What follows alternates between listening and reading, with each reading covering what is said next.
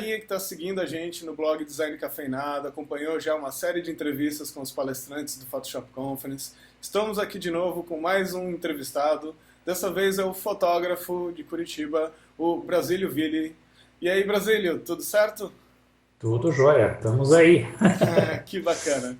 Então, Brasílio, você é um fotógrafo já com uma estrada bem longa já percorrida. Você é autodidata, como você afirma. Como é que foi Sim, o seu início no mundo da fotografia? Como que você foi adentrar neste mundo? minha carreira de fotógrafo começou de maneira inusitada. Eu sempre gostei de micromecânica, de mexer em coisas pequenas. Eu tinha um tio que criou o caderno de turismo no jornal daqui chamado Gazeta do Povo. E ele um dia viajou, foi fazer uma cobertura externa e trouxe uma câmera chamada Topcon, que é uma câmera mecânica bastante antiga. E essa câmera ele usou, eu acho, uns 2, 3 anos a mais e ela quebrou, não tinha manutenção, ele me deu de presente. Eu desmontei a câmera, vai lá, monta, desmonta, uns 2 meses tentando, e eu montei a câmera. E a partir da hora que eu montei a câmera, eu não parei mais de querer estudar, porque eu queria saber se a câmera estava funcionando de verdade, entender o mecanismo, achei aquilo muito legal. E isso tudo foi criando e acabei eu lá com 14 para 15 anos estando já mexendo com fotografia, aquele mundo era maravilhoso, eu fui buscar e vasculhar o que eu podia. E, E, e dali para começar a trabalhar profissionalmente com fotografia, como é que foi?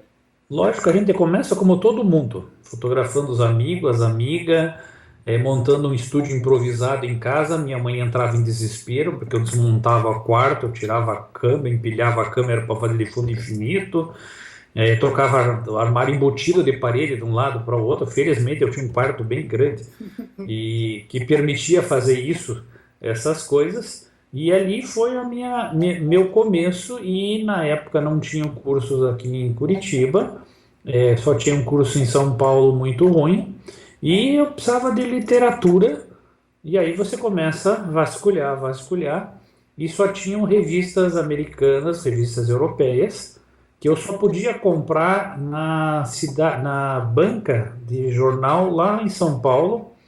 Banca Cidade Jardim era a única que tinha. Imagine, com um exemplar hoje custaria tipo 80, R$ 90. Eu juntava dinheiro, pegava o ônibus, ia para São Paulo, e comprava as revistas. Depois eu fiz a assinatura, aí as revistas sumiam no meio do caminho, e por essa literatura você acaba aprendendo. Eu tive que aprender inglês, eu tive que aprender francês, italiano, para poder ler as porcariaradas toda, porque não tinha nada em português. E aí, meu pai me deu um livro chamado Tratado de Fotografia, do Michael Langford, que era de uma edição portuguesa, de português de Portugal. Então, a linguagem era muito diferente. E você fica estudando. Passado esse tempo, eu comecei a trabalhar com um laboratório, que era Colorama, e formei amizade com os donos e com a gerente da loja, Ataque. E isso foi devagarinho, eu futucando, eu passava o dia inteiro lá, e eu sou xereta, sempre fui muito curioso. Aí, velho, como é que funciona uma máquina, como é que funciona isso, funciona aquilo. E essa amizade se transformou num apoio técnico, porque cada vez que chegava um ferramental novo, uma máquina nova, era o laboratório mais bem equipado aqui na região sul, e vem, ó, vai chegar uma máquina nova da Noritsu, da Fuji, seja lá de quem for, vem assistir instalação e tudo mais. E com isso eu fui aprendendo mais detalhes da fotografia, além das coisas de livro, além das coisas de... E você vai. Aí chegou lá pelos 20 e poucos anos, eu resolvi me tornar profissional. Eu cursei fisioterapia, cursei administração. Uma amiga minha que era médica me levou para um laboratório de genética, tinha um microscópio, eu acabei calibrando o microscópio, o doutor Marçalo foi quem... O que você fez aí que está saindo essa foto linda, maravilhosa? E eu e ela, junto com a tecnologia que eu já tinha, porque eu já atendia médicos antes, a gente foi convidado para montar o meu primeiro estúdio, que foi dentro da clínica de genética médica. O médico tinha uma doença, ele não podia subir escadas, ele cedeu para nós o segundo andar todinho. Imagine que eu tinha uma área gigantesca de uma casa e que a gente montou um laboratório para atender principalmente, sabe, slide, codalite, que era um fotolito para você editar a imagem, principalmente para os médicos. Fotografei muito tempo cirurgia, odontologia. Essa área médica foi meu ponto de partida, além de, lógico, que eu já gostava de fazer de pessoas. Passado um tempo mais, eu digo, ó, vou me embrenhar em propaganda.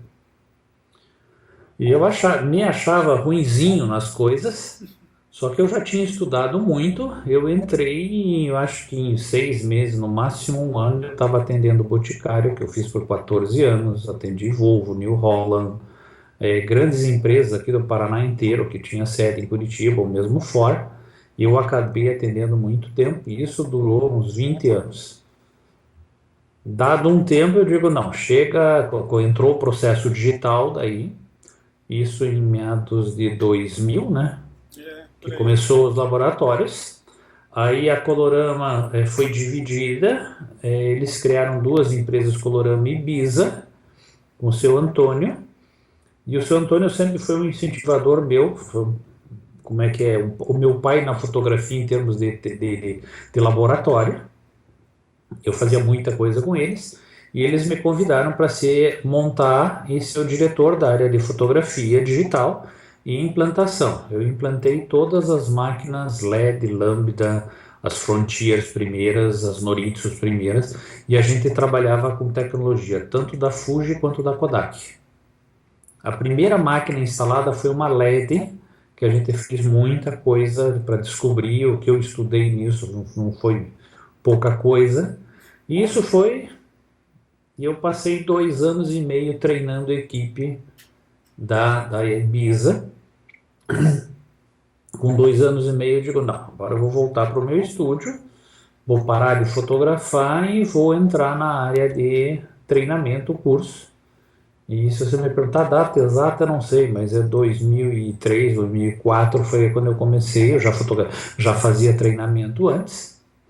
E aí acabei abandonando a parte de fotografia publicitária, tendo alguns clientes até hoje, parte de book que eu gosto de fotografar, de pessoas, de modelos, isso eu continuo fazendo por diversão, mas meu foco principal é você trabalhar com a parte de treinamento, e que realmente eu fui a fundo, eu gosto muito de matemática. No meio dessa confusão toda aí do que eu fiz, quando eu comecei, e eu quis comprar o meu primeiro flash. Eu comprei um flash da Tech, aquela tranqueira explodiu por 1 mês e meio, 2, até o dia que eu perdi as paciências e abri aquele troço, era um embrulho em fita crepe. Eu digo, que troço horroroso, isso aqui dá para matar a gente, eu não quero mais isso. Me devolveram o dinheiro. E quem é o fabricante melhor no Brasil? Tem um tal de Mako. E eu fui lá, comprei. Imagina que eu tinha comprado um flash de 800 watts na Tech. Na Mako não dava para comprar o mais vagabundo deles, o mais simples, que era um de 100 watts. Eu comprei o de 100 watts, pedi, chegou o flash. Bom, eu liguei para a fábrica, como é que liga? Não tem manual? Diz, não tem. Eu digo, puta, legal, uma bela oportunidade que eu tenho aí. E o que eu fiz? Chegou o material, ele me explicou como é que funcionava pelo telefone, o Pedro, tal, faz assim, faz assado, legal. Peguei esse flash, quando tinha no mesmo período que eu desmontei câmera, eu tinha feito um curso por correspondência, vinha no meio dos tio Patinhas, Rádio TV Universal, um curso sobre correspondência de eletrônica. Ah, sim, lembro disso. E eu acabei eu queria ter um aparelho de som, meu pai não queria me dar, porque eu era piazota, porra louca, e você quer fazer trocentas coisas, e ele não me dava. Eu digo, então você não dá, eu faço. Eu estudei eletrônica e isso me ajudou e me ajuda até hoje. O que eu fiz? Eu peguei esse flash da Mako, abri, botei, fui lá levantar não tinha internet ainda na época, eu fiz um levantamento do que era, como é que funcionava, quais eram os padrões técnicos, abri, fiz as medições do que eu precisava e montei o manual de instruções. Na época, a gente não tinha, hoje, edição gráfica, nada. Eu montei com letra 7, não sei se você sabe o que é uma letra 7, uma folha de papel com decalque, letrinha com letrinha. Eu devo ter levado um mês e pouco, mas eu montei o raio do manualzinho, fotografei o equipamento em preto e branco, montei o manual e um belo dia marquei de fazer uma visita na fábrica com o tal do senhor Walter.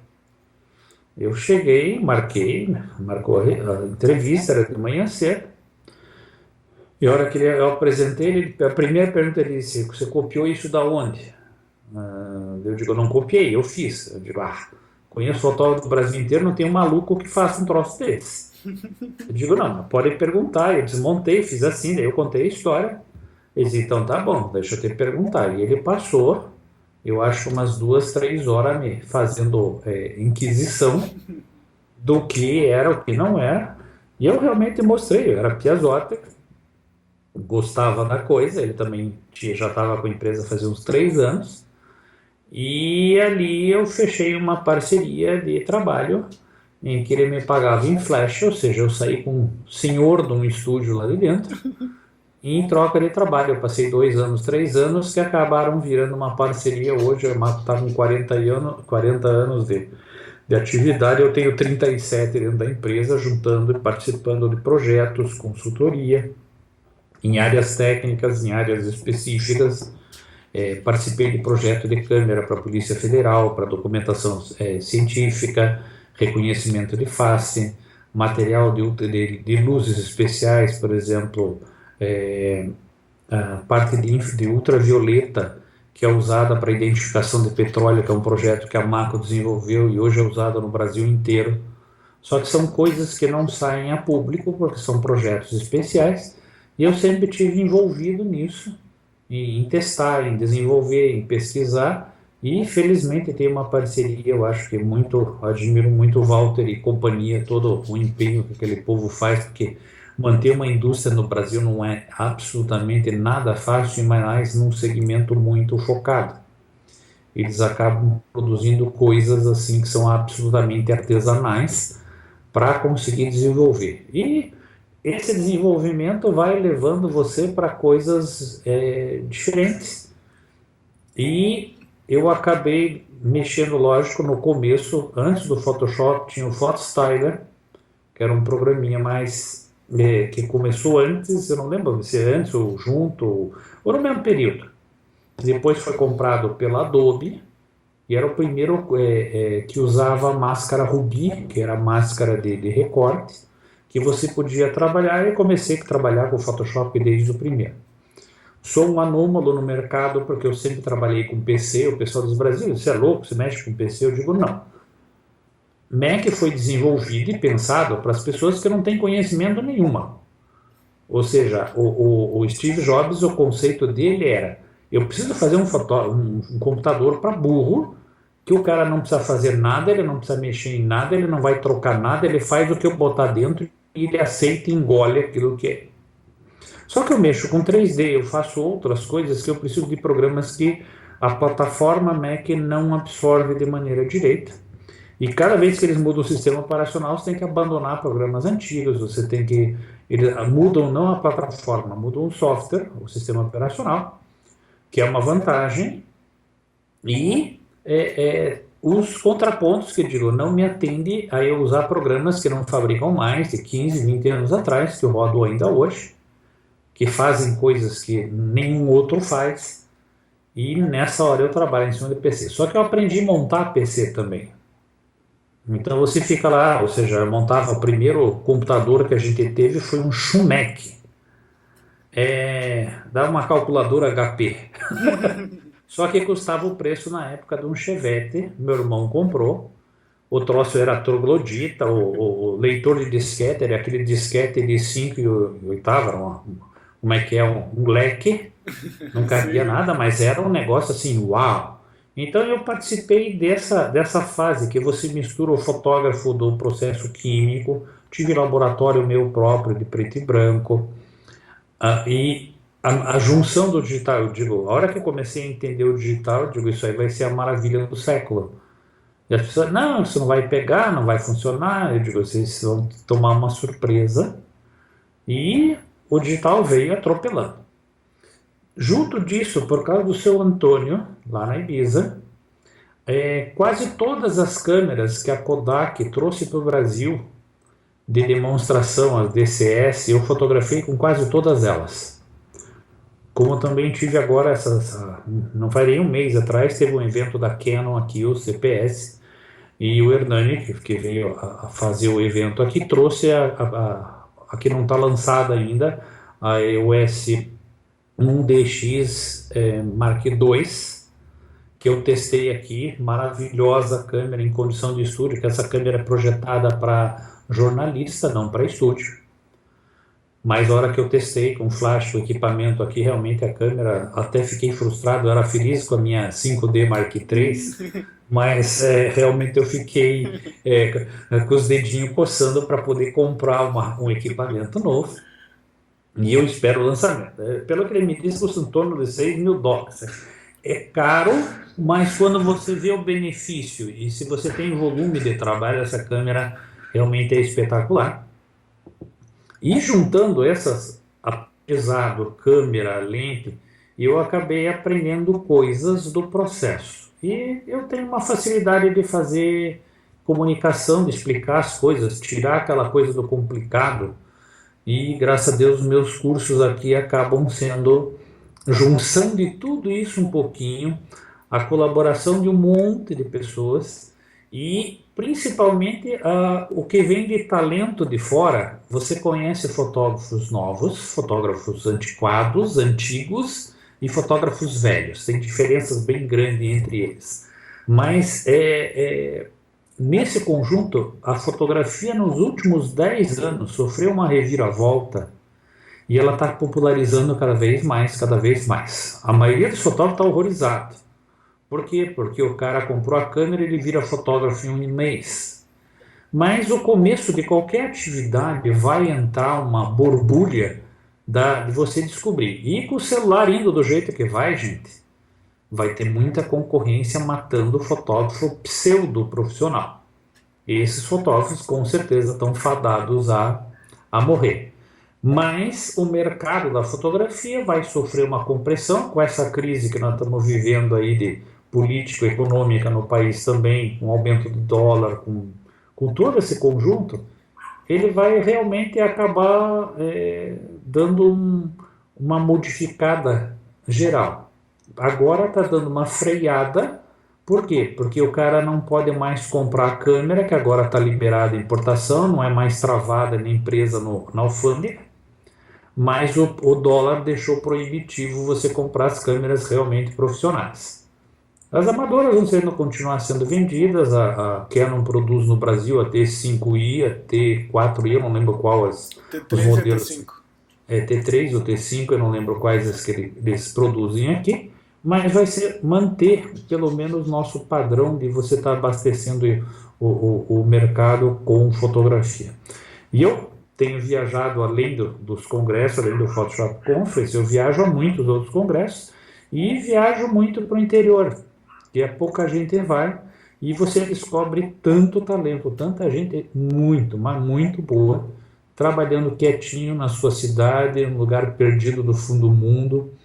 E isso me deixa assim extremamente feliz, porque a fotografia está começando a tomar uma forma que daqui mais uns 10 anos, acredito eu, vão ter fotógrafos realmente entusiasmantes, ou por conhecimento, ou por maneira de olhar, por talento natural, e cada um tem o seu olho. É essa coisa assim que vai...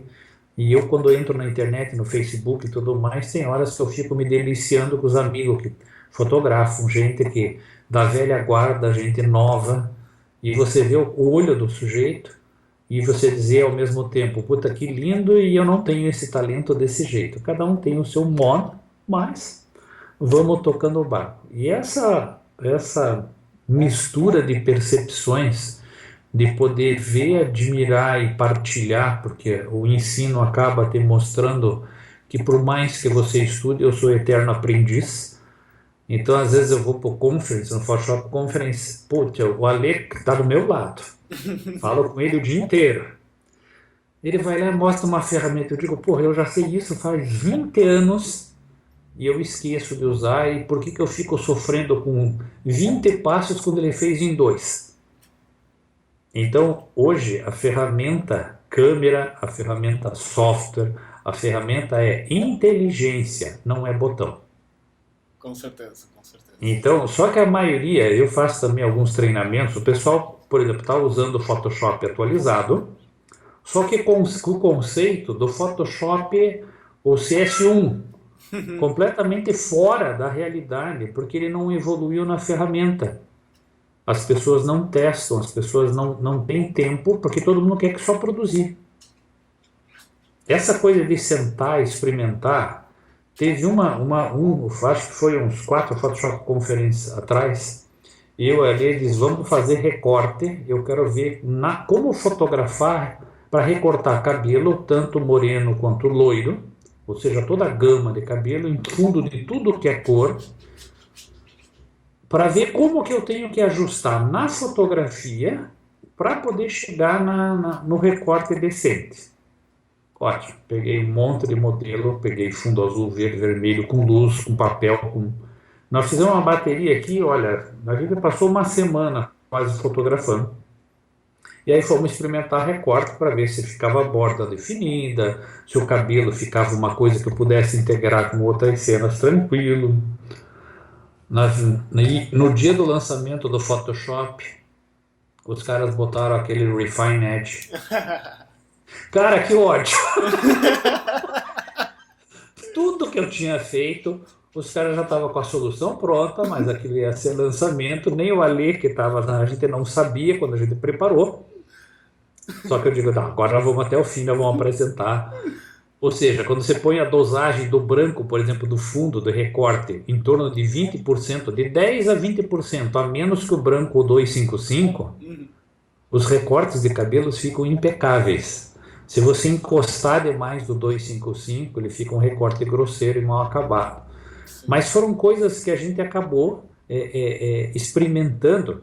E com a Lê, nessas horas, muita coisa. A gente se diverte porque... Imagine que junta 2 áreas. O Alexandre é da parte gráfica e eu sou da parte de fotografia. Então, quando um pensa no modo gráfico, outro pensa no modo fotográfico, quando junta as 2 informações, você tem uma combinação muito mais interessante, porque ele tem uma solução que eu não tenho e eu tenho soluções que ele não tem. Quantas vezes eu estou no meio do negócio, pego o telefone ali, como é que faz tal coisa? E vice-versa. Por quê? Porque essa experimentação, esse teste é a coisa mais legal, fora com os amigos. Eu pego lá o Taca, Brasília, eu quero fazer isso. Aí ele me manda mensagem, Brasília, eu quero fazer aquilo. Como é que eu resolvo isso? Eu digo, não sei, vou perguntar para um que eu vi fazer igual. E a gente acaba trocando no ping-pong. E essa somatória fica uma coisa realmente legal. E o evento do Photoshop Conference, nessa hora, é um meio de compartilhar. Principalmente que quem trabalha escondido atrás do computador normalmente é mais para nerd e antissocial. Ou seja, eu tenho o grupo dos fotógrafos que são de evento, são os fotógrafos que fazem a parte de social. Esse já chega dando oi em 15 minutos daquela zona. Já os fotógrafos que são como eu sou mais reservado, não é tímido, é ser introvertido. Eu só vou dar pitaco, eu só vou entrar se realmente for necessário, ou se precisar apresentar, não tem problema nenhum. Mas normalmente eu fico na minha observando o que as outras pessoas fazem e podendo curtir o talento, que a maioria fica com inveja dos outros. Eu vou lá curtir. Pô, vai lá o Léo Luz apresentar, ele ama traquitana, ele gosta daquela coisa. Eu acho um tesão, porque eu digo, porra, olha a ideia do cara, de onde é que ele tirou isso? E a capacidade de fundir os talentos e juntar as informações e fazer com que as pessoas realmente descubram o seu talento, não o talento do outro. Eu não quero que ninguém seja minha cópia. Eu quero que ele pegue aquilo que eu aprendi, porque eu tive que aprender de alguém. Alguém me ensinou, não aprendi sozinho. seja por livro. Então eu sou autodidata, mas aquele autodidata, quem me ensinou foi o cara falando pelos livros, não ao vivo, porque eu não podia ter. Com certeza eu teria. O último que eu fiz participação, que eu pude conversar e bater papo, foi ao vivo, veio para o Brasil, foi o Peter Carlson, de fotógrafo internacional, e foi um delírio, os dois loucos batendo papo, ou seja, entender um processo. E ele dizer, pô, você faz assim, eu faço assim, babá. Aí, ó, pô, esse macete aqui, então a somatória foi muito construtiva. E você vê outras coisas para cada vez que você vai numa palestra, cada vez que eu vou assistir alguém apresentando, ou vem alguém criticando o trabalho. Pô, eu não gostei disso. Eu digo, gosto é gosto. Agora eu tenho um caminho, tem pessoas que fazem melhor, pior que eu não quero ser, não sou o melhor, eu sou único. Assim como cada pessoa é única, então eu não tenho que fazer ela competir com ninguém, mas eu tenho que descobrir essa capacidade de se comunicar que cada uma tem, seja de maneira intimista, maneira tímida, mas ele apresenta o resultado, que é a sua fotografia, é o seu trabalho. E as fotografias mais difíceis não são as fotos com efeito, com fusão, não. É aquela foto cotidiana, é a foto de uma pessoa simples, de uma pessoa humilde, mas que fique impecável. Que não fique aquela pele emborrachada, que ela tenha as manchinhas de pele, que ele não tire as manchinhas não importantes, ele mantenha a textura do rosto. Ou seja, que as pessoas consigam descobrir a magia. Falando com o Peter Carlson, ele diz, Brasília, o que é qualidade? O pessoal bota nitidez demais, o cara só olha a foto, não olha a fotografia. Ele não olha a imagem, ele olha o efeito. A imagem sumiu, a imagem ali está só como complemento do trabalho de fotografia. Agora, eu quero fazer uma foto que a pessoa olhe pela foto, pela imagem. Eu bati uma foto de uma pessoa, eu fiz um cenário, fiz um material que nem o Zig faz, Zig Koch, fotógrafo de natureza, fez uma de paisagem impecável, que você diz, uau, eu queria estar nesse lugar. Eu não estou vendo a fotografia dele, eu não estou vendo a nitidez, eu não estou vendo o retoque que ele fez, eu estou me extasiando com a comunicação visual. Com a história que a fotografia acaba contando pra gente, né? Exatamente, e com muito mais força do que aquilo que você vê todo santo dia. Com certeza. Só que a magia de fazer uma foto também toda tratada é um tesão. Então você diz, não, é um contrassenso. É um contrassenso, porque são dois lados da mesma coisa, não é? Com certeza. Então eu pego vaidade, por exemplo. Ah, o cara é arrogante, é besta. E eu tenho outro lá humilde. Na verdade, os dois são vaidade, não são?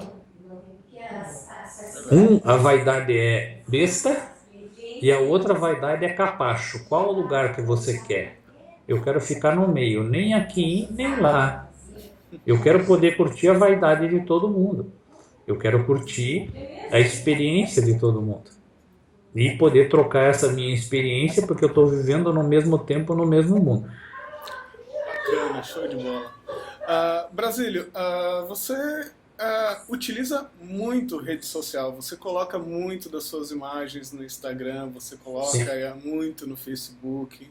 Uhum. E você acha que o Instagram, o Facebook, ele auxilia, vamos dizer, o fotógrafo a, vamos dizer, ser visto?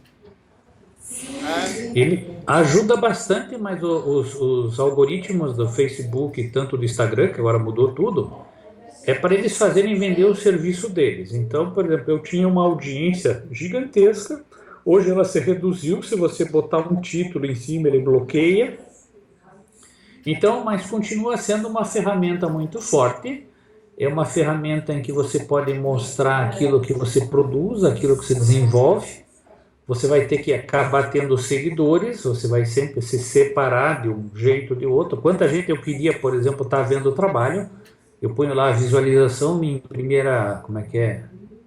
Tem uma visualização primeira lá, mas eu já completei o grupo que eu podia. Eu já cheguei nos 5.000 amigos umas 3, 4 vezes. Tive a infeliz ideia de fazer aquilo virar uma fanpage. Então a fanpage acabava sendo gerenciada pela minha mulher, colocando a publicação, porque não me interessa a fanpage em si. Eu quero ter a capacidade de comunicar. Eu chamo mais de rede antissocial. Por quê? Porque ela não te socializa em nada, ela só te mostra que você fez. Eu não consigo conversar com uma pessoa de carne e osso, eu não consigo dar um abraço, eu não consigo dizer, puta, que legal que tá o teu trabalho. Eu tenho que dizer like, não like, agora tem carinha, isso e aquilo. Mas eu não consigo poder falar com a pessoa, porque as pessoas não têm nem tempo de fazer isso. Eu, se deixar o bate-papo aberto, eu não consigo trabalhar, porque abre 20 janelinhas de gente me perguntando coisas. Acho excelente, mas eu não tenho capacidade de atender isso. Eu não tenho tempo de concentrar. Então eu vou respondendo o que posso e publicando aquilo que eu acho legal. E como meu foco de trabalho é treinamento, eu posso ir para a fotografia totalmente produzida, com efeito, com isso, com aquilo, e de repente eu produzo um book que é o mais simples possível, a carinha, a pessoa apoiada. Ou seja, por um lado eu tenho um mix e por um lado não. Não, bacana, Brasílio. Você tem umas fotos que você publica e faz parte, eu acho, até dos seus treinamentos, que é a fotografia sem Photoshop, que é você faz a foto, joga o JPEG direto da câmera e ficam fotos. Eu mostrei até para alunos meus, eles olharam assim, o quê? Não tem Photoshop aí? Não tem Photoshop, e esse cara eu sei que não ia mentir. Qual que é o desafio de fazer uma foto dessa? Quais são as preocupações? O que me fez fazer fotografia assim? Você imagine que para você manter uma equipe, maquiador, cabeleireiro, material de cena, material de produção, eu cheguei à conclusão que eu tenho que além de movimentar muita gente, eu nem sempre tenho aqueles profissionais que eu quero, porque eu não tenho profissional só um. Eu tenho 5 maquiadores que trabalham comigo. Um tem um talento melhor para isso, um talento melhor para aquilo, e eu vou colocando como as pessoas têm talento dentro. Só que a lei de Murphy diz que os modelos que eu quero fotografar só podem final de semana. Final de semana, os maquiadores e tudo mais vão fazer acompanhamento de casamento, evento grande e tudo mais. Eles ganham 3, 4 mil quando eu vou pagar o preço de uma maquiagem simples, 100, 200 reais aqui, e ele não vai trocar um cachê de 2 mil por um cachê de 200, porque é o ponto de referência dele. E aí eu digo, olha, o que eu vou fazer para poder trabalhar? E eu comecei a misturar as fotografias das pessoas ao natural, as fotografias com maquiagem, mais uma maquiagem corretiva, aquele comandozinho que eu tenho no Photoshop, chamado Band-Aid, aquele ferramentinha que eu tenho lá, Dodge Burn, a Airbrush. Quando eu fotografava em filme, eu fazia uma foto de modelo do Boticário, ela tinha que sair lisa, perfeita na hora da foto. Não tinha Photoshop depois. Então, o Airbrush que a gente usa no Photoshop, eu usava na modelo, na cara dela. O que eu fiz? Eu resgatei tudo isso aí e pega. Por exemplo, ontem no treinamento que eu fiz aqui, eu estava com uma modelo, uma diferença de sobrancelha. O que acontece? Se eu tenho essa área da sobrancelha mais alta, ela vai ficar mais brilhante por causa do formato do lado de cá. Então eu vou ter um lado mais sombreado, um lado mais clareado, que é exatamente a técnica do Dodge Burn, só que eu faço na maquiagem na modelo. Por quê? Porque eu pensei no processo estúpido. Se eu tiver que retocar 20 fotos, eu vou ter 20 vezes o mesmo trabalho. Se eu estou pagando a maquiadora, se eu estou com uma parceira que sabe resolver, eu quero que ela faça isso na guria, no rosto da pessoa. Então a maquiadora vai, entra, ou mesmo sem a maquiagem, eu vou ajustar a luz até equilibrar e trabalhar o recurso de claro, escuro, sombras, para poder fazer com que a foto tenha um impacto por ela, por si só. Ela vai falar por si. Eu fotografei uma menina agora com essa câmera da Canon nova, que por acaso foi uma das que veio no evento, que é loira, maravilhosa. Agora ela está toda cheia de sardinha. Daí ela quer que maquie, eu digo, pelo amor de Deus, você não me passe nada nesse rosto. Eu quero o teu rosto como é. E eu peguei isso como um mote de trabalho, de dizer, eu quero pessoas naturais, eu quero pessoas daquelas, eu não amo peito e bunda, nem cara bonita, eu amo pessoa. Eu admiro gente por ser gente, não por ser o silicone de não se das quantas. Por quê? Porque eu faço pré e pós-cirúrgico. Eu sei o que esse silicone vai virar, porque eu tenho muitas e muitas pacientes, e muitas que se arrependeram de ter feito aquele excesso, aquilo que a sociedade põe na cabeça das meninas, que é você tem que ser linda e perfeita. Não, você curta a tua beleza individual o máximo que você puder. E nessa hora eu comecei a resgatar, tenho feito cada vez mais, e um dos métodos de trabalho e projeto é fotografar a pessoa do jeito que ela é. Então ela chegou aqui, eu vou pôr ela absolutamente direta na forma que eu estou apresentando, sem eu fazer nem nada mais. E tem macetes simples que fazem com que você possa dar um truque legal. Você pega, por exemplo, a modelo, ela chegou sem maquiagem, ou só com rímel e um batom, vou pedir para corrigir, para tirar as remelas, principalmente de cílio, porque elas vêm com aquele troço assim que usaram a semana inteira, o mês inteiro, o ano inteiro, está tudo grumento, e quando elas passam, fica aqueles pelota, elas acham linda, porque o olho chama atenção, né? Eu digo, vai limpar a cara, vamos fazer de novo, deixar limpo, e ajustar cabelo. Você põe a guria bater cabelo para frente e para trás, 3, 4 vezes, o cabelo enche de ar. Você só joga para frente, ela vai estar com aquele cabelo arrumado e bagunçado ao mesmo tempo, que dá um efeito lindíssimo. E isso acaba sendo um ponto que eu uso como... Então sempre tem um cabelo passando, sempre tem um cabelo desalinhado, eu não tenho aquela preocupação de fazer tudo certinho. Em compensação, para o outro lado, quando dá aquele estalo, eu vou lá, não, eu quero fazer especificamente isso, cabelo escovado. Eu fotografei uma menina, Adriele, há um pouco tempo atrás, ela tem 14 para 15 anos, a guria tem um lábio desenhado assim que é impressionante. Eu digo, eu quero essa menina. Na hora que ela chegou, cara de criança, sobrancelha ainda falha, ou seja, já está formando o rosto, a maquiadora olhou para mim em Brasília, o que eu vou fazer com isso? Eu digo, maquine, corrija isso e isso. A hora que ela maquiou Brasília, que diferença. E como a guria tinha um lábio bem marcado, não sei se chegou a ver no meu Face, tem uma garota que eu tenho um bigode desenhado. Aquilo não foi aplicado, aquilo é a boca da menina, que tem aquele formato, parece desenho, só foi feito as voltinhas no canto. Aquele desenho do lado da menina é dela. Então, quando eu encontro numa pessoa uma característica interessante, uma característica de foco, que eu possa dizer, pô, essa tem um cabelo legal. Eu fotografei a Luciana, que é uma mulata, que tem um cabelo daquele pichainha, a coisa mais linda do mundo, para uma fábrica de lingerie chamada Ovelha Negra. Pô, cabelo daquele jeito, parece textura de lã. Eu juntei as coisas, liguei para a dona, digo, tô com a ideia disso. Ela é amiga minha, digo, eu quero fazer essa foto, eu vou fazer para mim, nem que você não queira, me empresta as roupas. Chamei a Luciana, é uma modelo, tem 1,75 de altura, ela é alta, grande, só que tem um rosto, um cabelo e um formato de corpo que é impressionante. Pô, comecei a fotografar e eu não bati 100 fotos, foram poucas fotografias, mas foram suficientemente fortes em termos de visual, por causa do cabelo. Eu fiz ela fazer cobrir, só deixar uma parte do rosto para parecer a brincadeira, Ovelha Negra. E fiz a foto num preto e branco, um leve tom de pele morena, desbotado todinho, que acabou virando a página principal, e ela ainda usa essa imagem de maneira bem forte. Então é legal de você poder brincar com projetos, com ideias. Bacana.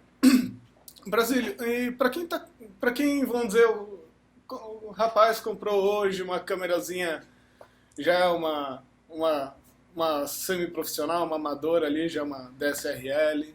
O que você indica? Qual que é a sua sugestão? Tipo, que literatura que ele pode ler? O que ele deve se ater a estudar mais para começar a ter melhores resultados na fotografia? Você imagina o seguinte, eu começo até minhas aulas, muitas, usando o telefone celular das pessoas. Por quê? Porque é a primeira ferramenta que as pessoas vão usar para fotografar, que ela vai começar a dizer, puxa, hoje eu tinha iPhone, eu já larguei a mão dos iPhone, estou tudo no Samsung, porque a câmera dá de 10 a 0. Sim, a Aí câmera a do pessoa diz, mas iPhone. você não usa? Eu digo, eu lá estou preocupado com o status, eu quero um resultado. A única coisa que essa câmera para mim serve é trabalhar com fotografia, porque é a minha área. Então eu vou querer ter a minha imagem o mais perfeita possível. Se eu posso estar com o celular, em vez de carregar toda aquela tranqueirada, eu dou preferência para poder usar o celular. E o pessoal diz, mas você também fotografa com celular? Eu digo, lógico, é câmera. Eu não preciso ter imagem nítida, perfeita, eu tenho que ter imagem emocionante. É emoção que fotografia vende. Não é número de pixel, não é o modelo da câmera X, Y, Z. Ninguém sabe. Se eu te mostrar a foto, ninguém vai saber qual foi a câmera que eu usei. Se saiu bem feita, está dentro do limite do equipamento, explore ao máximo. E aí, o que você tem de literatura? No Brasil, você tem uma gama, porque você imagina o seguinte, eu admiro muito os fotógrafos que é daquele que acorda de manhã cedo, viu a meia no chão, o cara pega, bate uma foto, a xícara que ele comeu está com casquinha de pão e ficam fotos maravilhosas. Eu não tenho esse talento, eu não tenho essa percepção, mas admiro um horror o cara que consegue fazer isso. E ele faz com uma simplicidade, tudo que ele vê ele pode pôr beleza. Ele é um diretor de arte e um fotógrafo ao mesmo tempo, porque ele combina a estética com a forma, com a leitura de fontes, com a leitura de textura, com a leitura de elementos da fotografia. E não precisa ser com a câmera top de linha, pode ser com a câmera mais simples, até do celular. Esse cara tem que procurar as coisas que sejam gráficas, as coisas que sejam... E aí dentro da literatura, se você começar... E eu digo, a melhor literatura se chama Google. Ele é o cúmulo da inteligência e o cúmulo da burrice junta. Porque quando você digita lá, você põe uma informação, ele te dá 1 milhão de respostas. Ou seja, 1 milhão de respostas não serve, eu quero só uma. Como é que eu faço filtragem? Então o que você mais tem que aprender é como filtrar uma informação dentro do Google. Então eu quero informação, eu quero textura de papel velho molhado. Põe em português, vai aparecer 5 imagens. Botei em inglês, vai aparecer 1000. Só que eu tenho uma região também que eu posso abranger. Brasil, a região que eu estou, ou o mundo. E existem programas muito, mas muito mais poderosos que o Google. Um deles é o Copérnico, que é o Google do Google. Ele busca dentro do Bing, do Google, do Yahoo, de todos eles e faz a junção. Então, quando eu preciso achar alguma coisa, essa semana eu estava fazendo levantamento das normas técnicas padrão ISO, de como é que tem que ser uma câmera. Como é que eu faço para tomar... Eu já tinha lido vários trechos, mas nunca peguei o pacote total de informação técnica. Uma câmera para receber tem que passar por uma cartela padrão, receber cumprir a norma ISO, e se ela não cumprir a norma ISO, ela não pode usar o nome de câmera fotográfica. Se ela tiver a resolução mínima, é uma câmera compacta. Se ela tiver uma resolução e uma condição técnica, ela pode receber o padrão profissional. E assim tem milhões de coisas que é a combinação entre as empresas de informações. Só que isso está espalhado no mundo. O que eu faço? Eu vou lá buscar. Então, o meu melhor livro e pesquisa é quem fotografa aquelas coisinhas, meia caído no chão, pedacinho de árvore, folhinha. Eu vou fazer a busca no Google. Ele vai me dar um leque de fotógrafos e eu vou pesquisar. O que eu faço nessa pesquisa? Pô, o cara tem um DVD, compro o DVD. O cara tem um livro, vou comprar esse livro, porque é a área que eu curto. E se for a parte básica, livro básico tem vários muito bons, só que cada um com uma linguagem modelada de forma diferente. Então, você começa tudo atrapalhado, porque a fotografia não tem uma norma de você começar. Primeiro você faz tudo errado, você compra a câmera, você virou fotógrafo. Eu me acho. Cara, eu sou bom pra cacete. Minha foto saiu em foco. Eu consegui enquadrar. O cara se acha. E eu recebo um monte de gente que vai estar se achando. Um dia eu passei por isso também. Eu me achava, porque eu consegui fazer, cara. Eu consegui fazer. É um tesão. Eu elogio fotos, às vezes que o pessoal diz, Brasil, mas está elogiando aquele troço da minha boca. Eu digo, tá, mas quando eu comecei que nem ele, para mim aquilo era uma conquista. Aquilo era um uau. Deixa eu fazer ele também curtir aquilo que um dia eu tive como ferramenta para poder ser gente, para as pessoas poderem chegar para os amigos, chegar para as amigas e dizer, olha que legal que eu consegui. Essas conquistas não têm preço, porque é poder viver a fotografia. Não é eu dizer, eu estou trocando isso por dinheiro, eu estou trocando isso por afeto, eu estou trocando isso porque eu fiz por tesão. Se ele me rende dinheiro, melhor ainda. Então, como que eu vou fazer com que esse mix de informação para o cara que está iniciante dizer, como que eu começo? Ache um caminho, ache um fotógrafo que você admira, vai lá, pesquise. Fotografia básica, aqui na China, onde for, é igual. Só que tem muito segredo no meio. Tem cursos bons de iniciação aqui também, tá? Ou seja, faço e eu tenho muita gente que vem de fora, eu tive aluno da Austrália, do Japão, Itália, da Alemanha, vindo para cá por causa da forma de explicar e poder apresentar a informação. Mas, para começar testando, aprimorando o olhar, aprenda a olhar, veja detalhe, veja nuances e preste atenção, que nem você falou ali, o Brasil está publicando uma foto sem Photoshop, realmente. Por quê? Porque eu quero que as pessoas também sintam que dá para fazer aquilo sem você ter que enfrentar um batalhão de... Ninguém começa a fotografar sabendo Photoshop. Ninguém sabe fazer o Lightroom. Daí você começa o Photoshop, agora eu estava com 20 fotos, 100 fotos, 500 fotos eu consigo gerenciar. Passou disso, puta, onde é que estava? Esse eu preciso de um Lightroom, eu preciso de um Bridge, eu preciso de outras ferramentas para continuar fazendo aquilo evoluir. E o fotógrafo, nessa hora que está começando, ou aquele que já começou e quer crescer, organize tua informação. Levante a cabeça e diga, pô, eu gosto da foto desse cara. Um monte de gente vai criticar você sempre. Não, que a foto daquele outro cara é muito melhor, que continue sendo. Que seja espetacularmente melhor, porque eu só sei fazer desse jeito, e eu não tenho nenhum trauma em fazer desse jeito. Só que o dia que eu for explorar, o dia que eu vou atrás, as pessoas dizem, epa, o que esse cara está querendo? Onde é que está indo? E de repente você aparece com uma foto e que o cara diz, uau! É você não pôr barreira, é você não pôr limite para a tua criatividade, para a tua ousadia de fazer diferente e de buscar novas informações. Então o cara que participa de curso, o cara que vai atrás, eu conheço vários fotógrafos que cresceram um horror.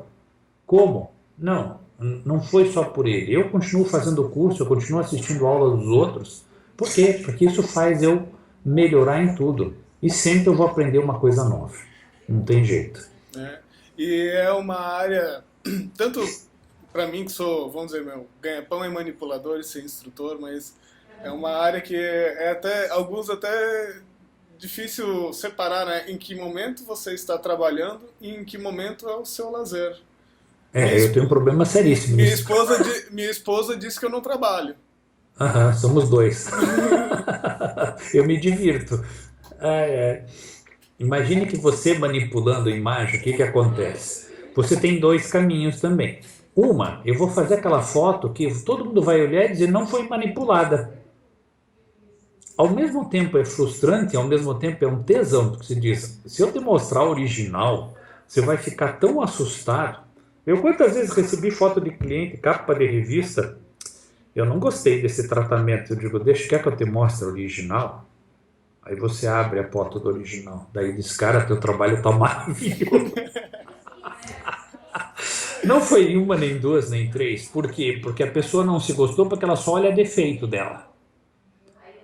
Só que eu já tinha corrigido 90%, só que se eu tirar todos os defeitos dela, ela virou outra pessoa, eu não quero.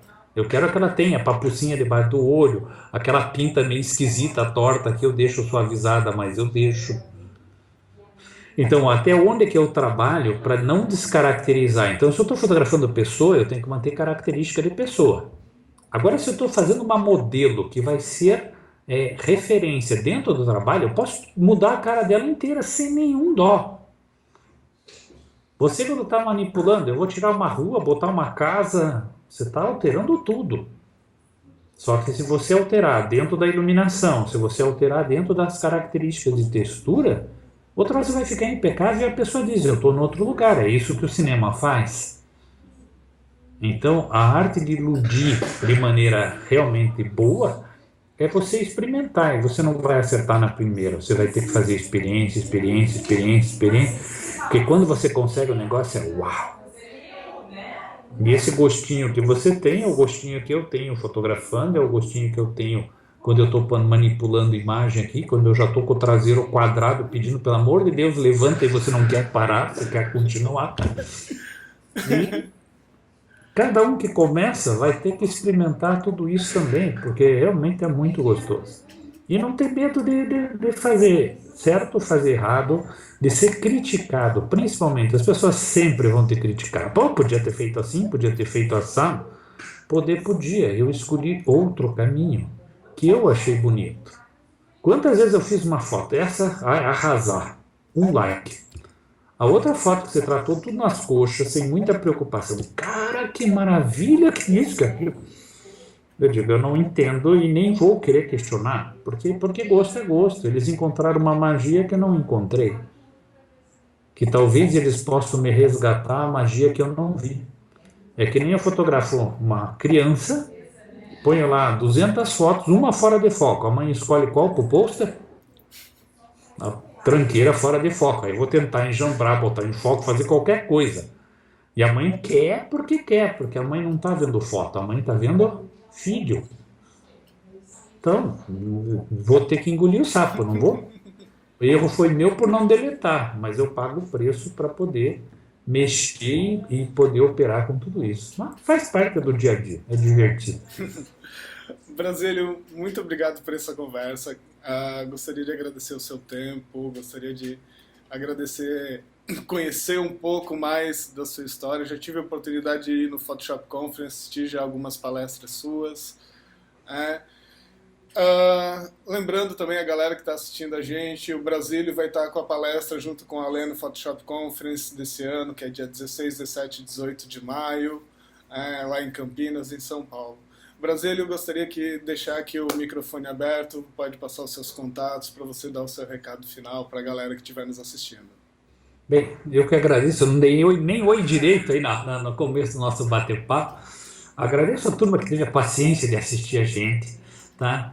A gente vai estar, eu, Alê e toda a galera, você, no Photoshop Conference participando desse evento. Realmente eu curto muito.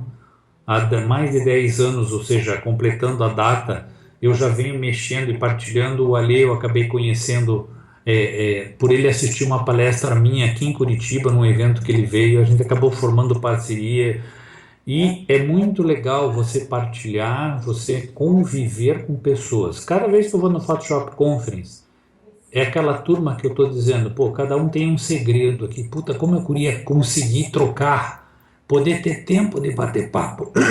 Mas às vezes as pessoas ficam com timidez, achando que porque apresenta lá na frente, não pode bater papo. Vem bater papo, vão curtir, porque essa troca é uma delícia.